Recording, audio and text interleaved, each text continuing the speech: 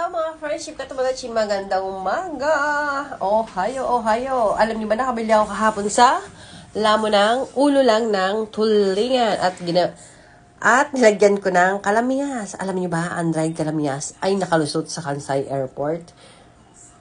Siguro binigyan din lang ako ng pagkakataon, Hindi ko alam kung pwede ito sa airport kasi may seed, pero dry naman siya. Pero usually bawal ang yata, hindi ko alam. Hindi naman nila chinek Parang ganyan. Ito ang aking kakainin sa ngayon. Ang ulo ng tulingan na nagkakahalaga ng 50 yen. Napakamura. Minsan talaga timing ka ng mga mura na isda.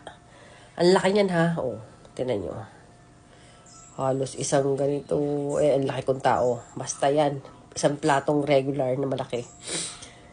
Yan lang po ating vlog for now. Bye!